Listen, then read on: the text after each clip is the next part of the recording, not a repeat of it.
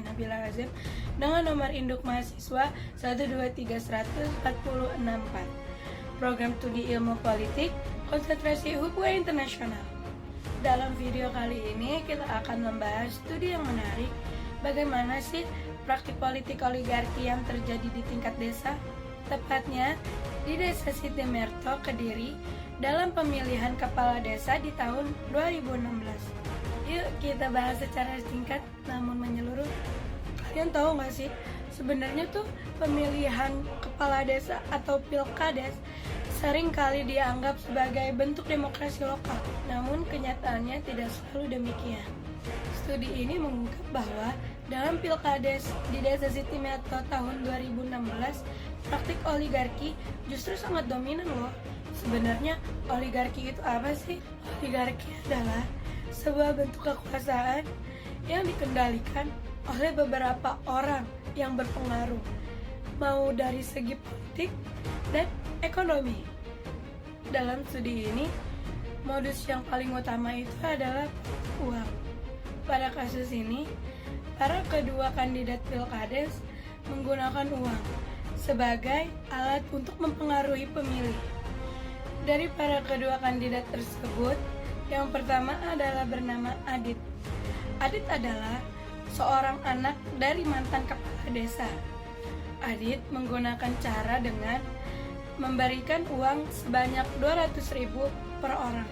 Sedangkan rivalnya yang bernama Hari, dia hanya mampu memberikan 50.000 untuk per orangnya. Tidak hanya uang saja, tetapi mereka juga membagikan sembako kepada penduduk di Desa Sitimerto dan menggunakan pengaruh spiritual seperti dukun dan ziarah-ziarah ke makam pendiri desa tersebut. Tokoh utama yang terdapat dalam kasus ini yaitu Haji Mul. Haji Mul adalah seorang oligarki lokal yang telah membangun dinasti politiknya sejak tahun 1998.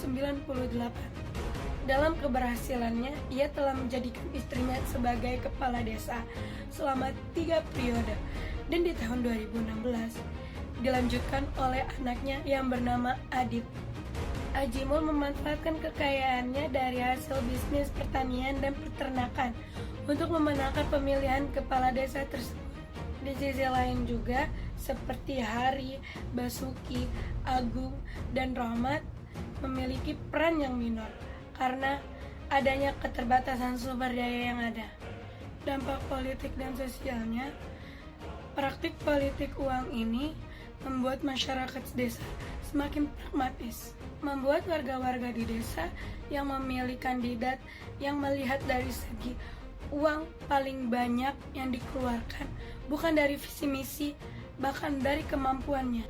Hal ini menyebabkan munculnya terjadinya kesenjangan, menguatkan dinasti politik, dan juga mengaburkan makna demokrasi.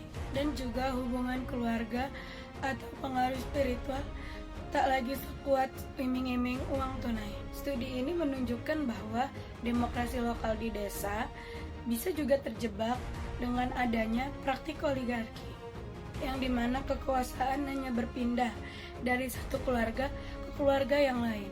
Ini mencerminkan bahwa walaupun desa dianggap sebagai tempat eligeta, nyatanya masih rawan dikendalikan oleh kelompok kaya yang punya akses ke sumber daya, politik, dan spiritual. Kesimpulannya, pilihan kepala desa yang terjadi di Desa Sitimerto ini menjadi cermin bahwa politik lokal tidak sepenuhnya bersih dan tetap menjadi incaran kekuatan-kekuatan kelompok elit yang ada. Oligarki tidak hanya ada di kota-kota besar saja, tetapi di daerah pedesaan pun oligarki ini cukup sangat kuat. Kombinasi antara kekuatan ekonomi dan simbol kebudayaan Jawa seperti sekakten membuat proses demokrasi menjadi formalitas yang berkala. Terima kasih telah menonton video ini, dan semoga kita bisa mewujudkan demokrasi desa yang lebih adil, jujur, dan dijauhkan dari praktik oligarki yang sudah ada sebelumnya.